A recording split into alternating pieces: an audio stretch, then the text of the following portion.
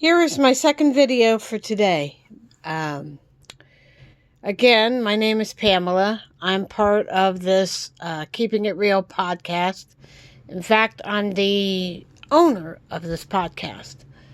I wanted to get back on here real quick before I had to recharge my phone to talk to you about cancer. You know, it's very important that we talk about this. Because some of you know I had family members that have had cancer. My mother passed away from it. She had the recurrence of breast cancer, and she also had liver cancer around the time she died in January of 2013. I miss her every day. Not a day goes by I don't think about her.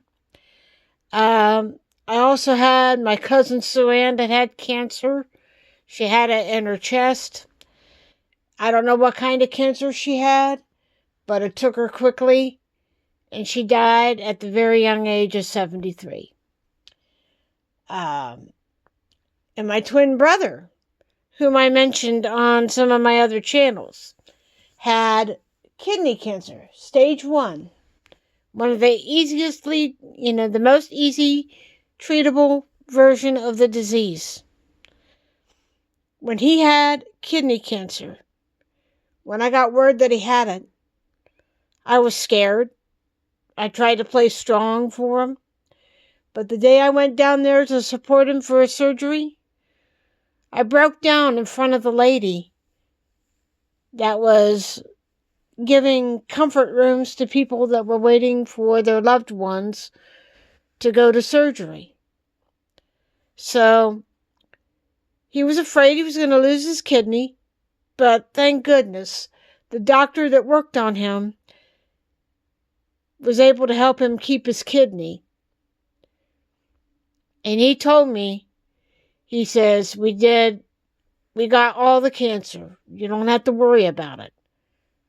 You don't have to worry about it. We got all the cancer off of his kidney, and he does not need radiation, which is wonderful. Because the meds they had him doped up on made him feel really terrible once they wore off. And he was in the hospital for like 3 days. Those were the most scary 3 days that I had ever witnessed.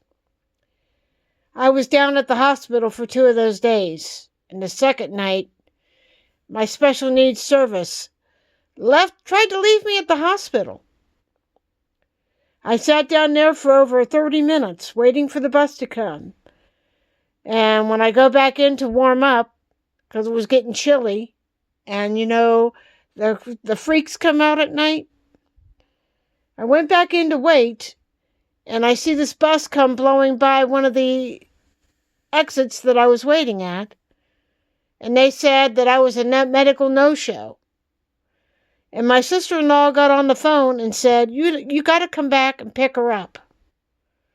She doesn't have a way to get the wheelchair home. I don't have a vehicle to take her wheelchair home. She's in a power wheelchair. She's been up here all day keeping a vigil for her brother. She was just able to see him before she was due to leave. And they sent a bus back. And by this time, I'm like crying my eyes out. Because she said to the lady on the phone, my sister-in-law is sitting here crying. She was very worried about her brother. And she was not able to see him all day until 5 minutes before visiting hours were over. I'm waiting here with her until I make sure she gets on that bus. So, yeah, I do know what cancer feels like. The bus came back, picked me up, brought me out home. I called his wife, who was there with me, and let her know that I got home safe. And she's like, thank goodness. But the reason why I want to talk about cancer is because it could hit anyone at any time. And one such figure in entertainment has gotten hit with cancer. Singers like D'Angelo, who recently passed from cancer. He had pancreatic cancer. You know, like Patrick Swayze. And then we hear about Dave Coulier in the last year, maybe 2 years. He had Hodgkin's lymphoma. He went through treatment. He beat the crap out of it. And just when you think things are on the up and up, he goes in for a PET scan to make sure the cancer doesn't come back. And they found a new nodule on his tongue, at the base of his tongue, from what I heard last night. Yeah, Dave Coulier, a.k.a. Uncle Joey, now has to deal with tongue cancer. I don't know if he drank, I don't know if he smoked, but like I said, I think that Dave Coulier has a certain gene in his makeup that predisposes him to cancer, because he's had members of his family pass away. And it's not fun. When you have somebody that has cancer, it doesn't affect the patient. It affects everybody around them. And when I heard about Dave's newest diagnosis last night, I was going to bed. I had a nice lunch/dinner of the new Grinch meal from McDonald's. And I was in bed by 7:30. And when I heard about Dave Coulier getting cancer again, I burst into tears.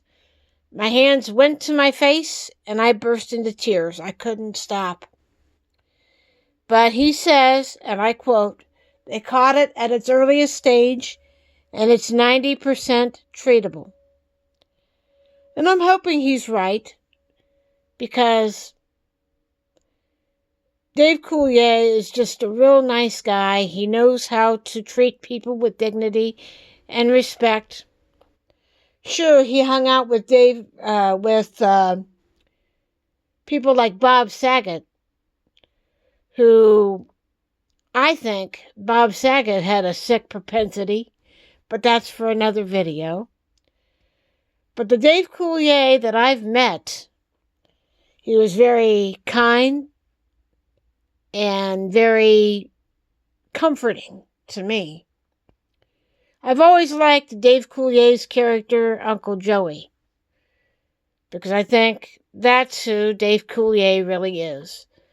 A sweet, gentle guy who loves people, and he knows how to treat them with respect and kindness.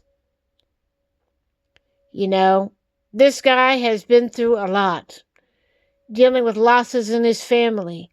And when I met him, his life was really good at the time. He was doing his comedy tour, and he had many things that he was doing, including a then marriage to a young lady. You know, he found the love of his life and was going to get married. And he told me about it. And I think I was probably one of the few that knew about his marriage long before the media totally caught wind of it. And you know, I'm very happy for Dave. But I'm also sad for Dave in terms of this recent cancer diagnosis. He's gone on to the Today Show and did a PSA. He updated us about his current health situation. It's devastating, I will admit that. But he says to people, and this goes for you, gentlemen. This goes for you, gentlemen. Go for your checks. Go for your colonoscopies if you're at that age. Get your breast exams. It's not just a woman's thing, okay? It's not just a woman's thing. Get your health checks. Every health check you get could help you save your life. And I believe that.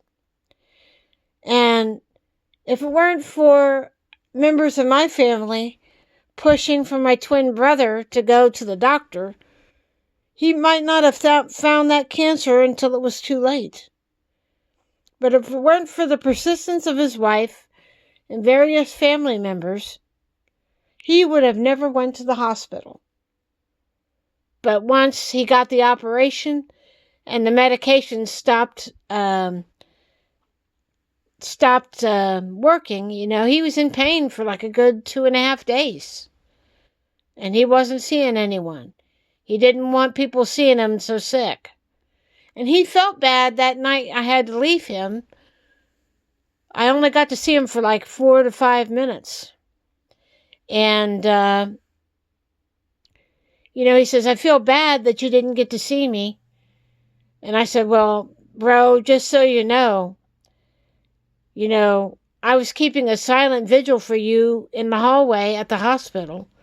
And when I wasn't in the hallway, I went downstairs, went outside in the sunshine, got some air, went to the front of the hospital and had cookies and talked with a person that was visiting the hospital.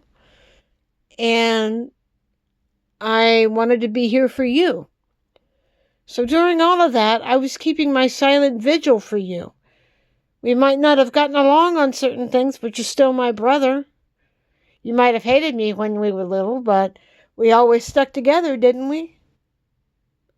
Yeah. Family first, no matter what we are believing in, And hearing about Dave Coulier really puts things into perspective. Listen to your body.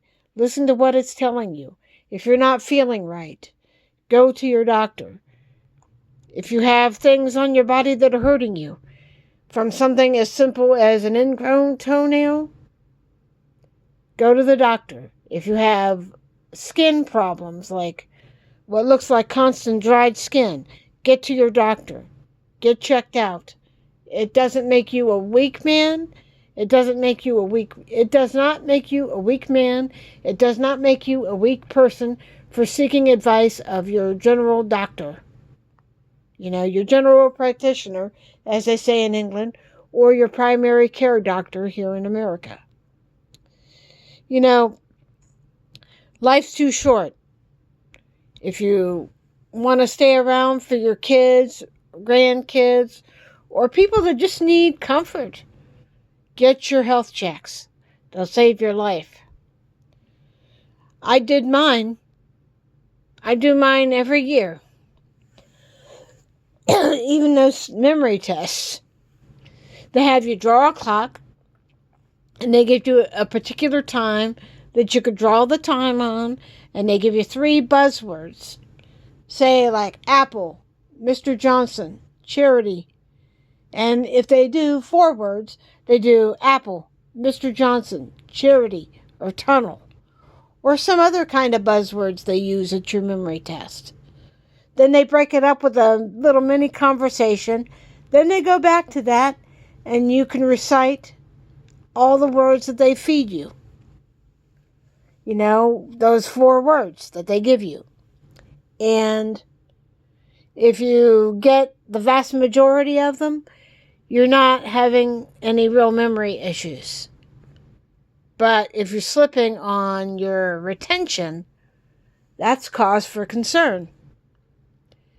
And if you're having problems, like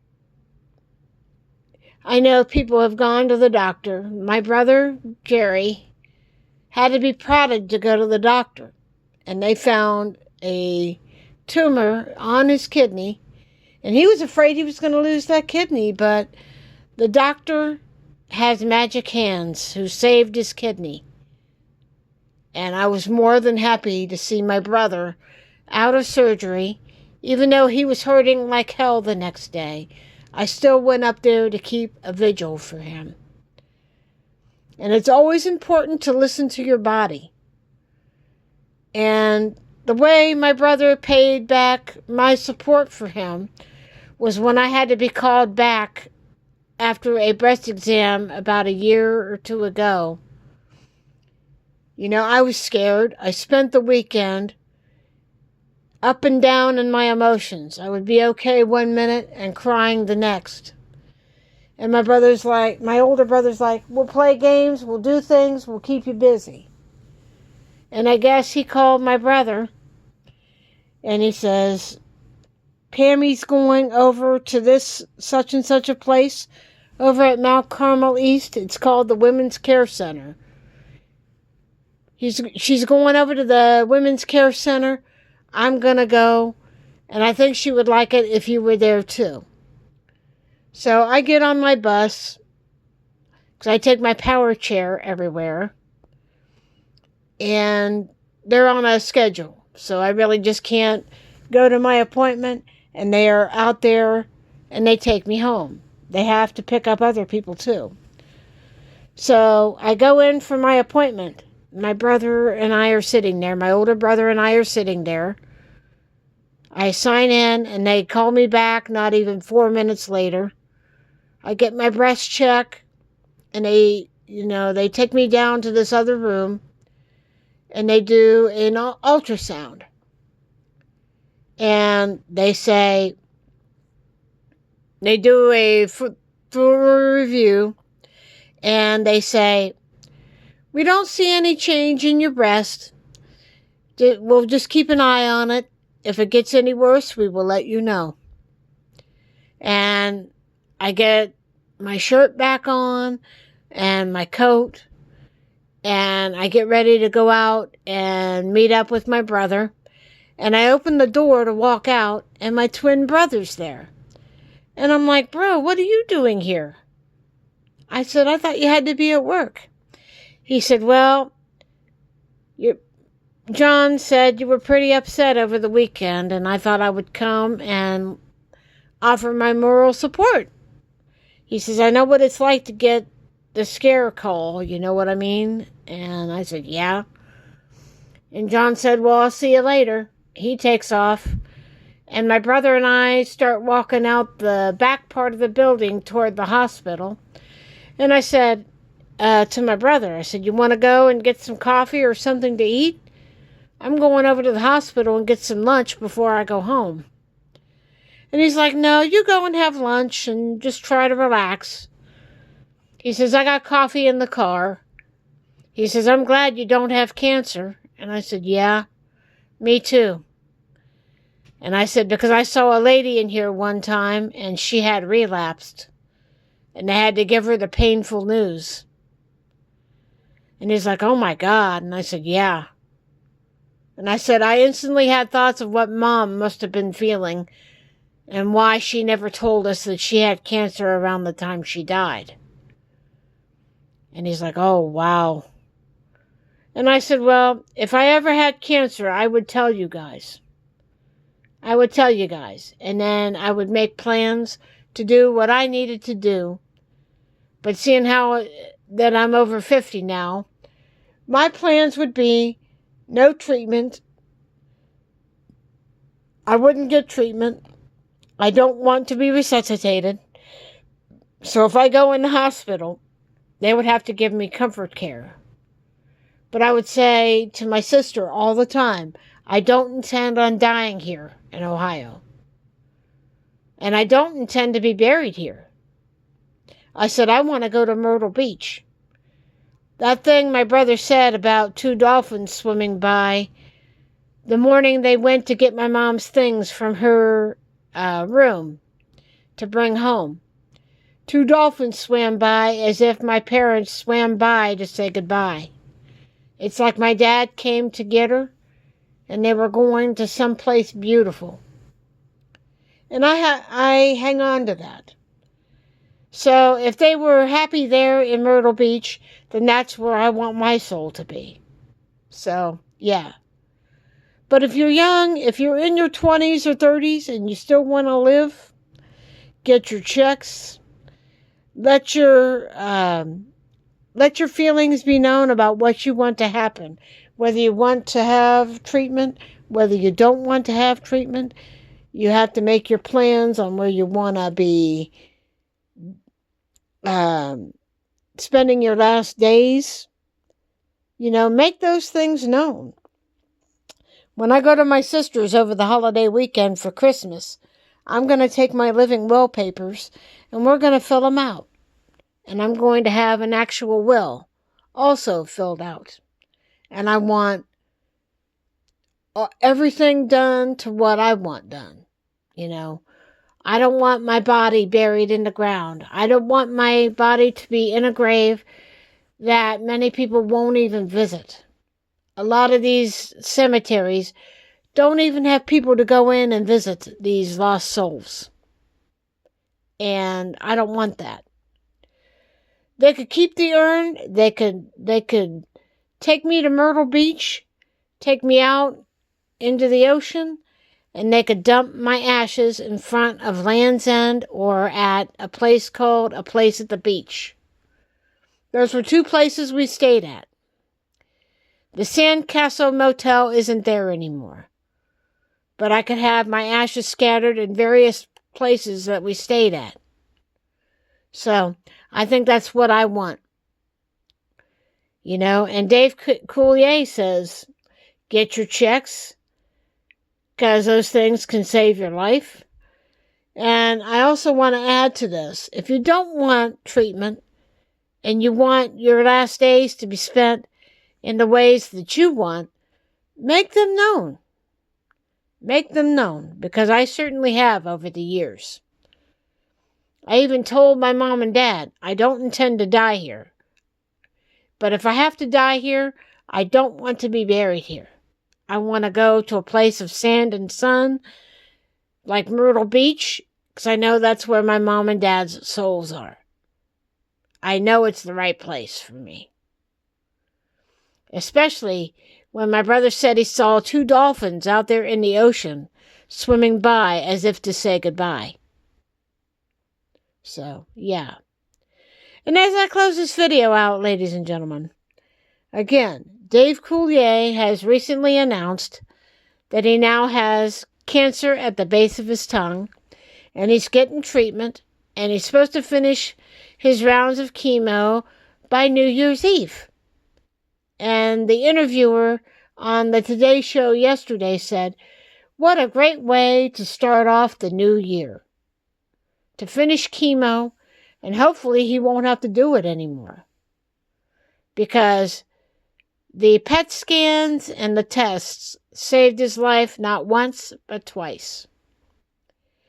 But if you don't want to have treatment, make sure you have your last days planned and what you want done and what you want to happen to your heirlooms and possessions.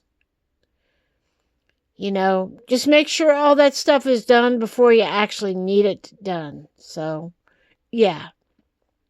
I intend to do that in the coming months. So, yeah. I'm almost 55 years old. It's time we start thinking about it. And those that are in their 20s should also start thinking about it. Because things like this could happen at any time. And I miss my relatives that have died from cancer. And I feel bad for those that have died from it, famous or not. It hurts. It sucks. And I don't want Dave Coulier to go. You know, he's too good of a guy. He's a nice man. He knows how to read people. And he's very considerate.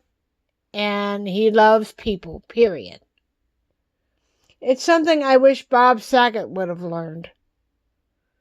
But I think Dave Coulier had the best attitude out of all those gentlemen on that show. Out of those leads on that show. So, yeah.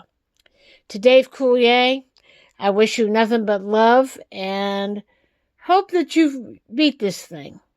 You did it with Hodgkin's lymphoma. He had stage 3, by the way. And with the PET scan catching this recent bout with cancer, he's got about a 90% chance of being cured.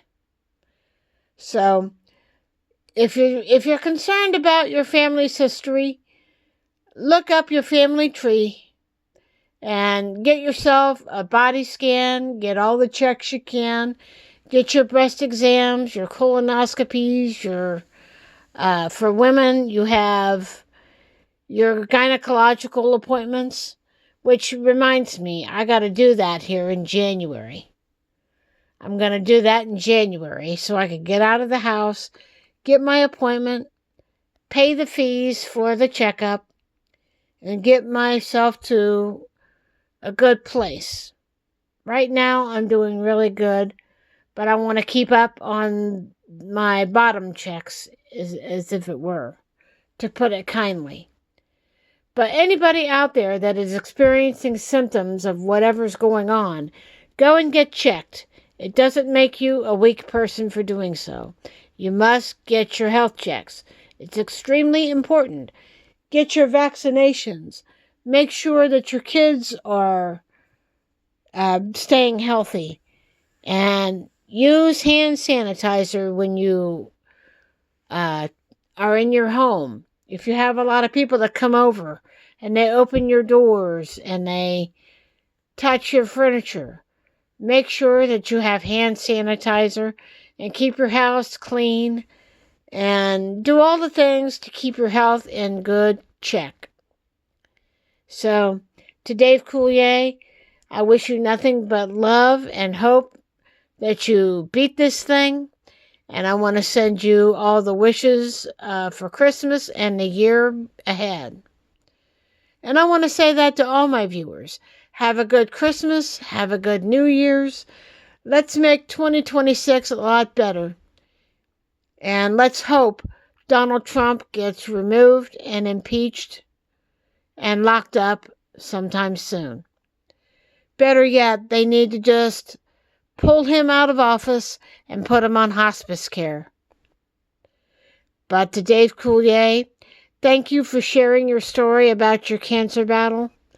I will be keeping an eye on it, and I will be reporting on it, so you never have to worry about missing anything.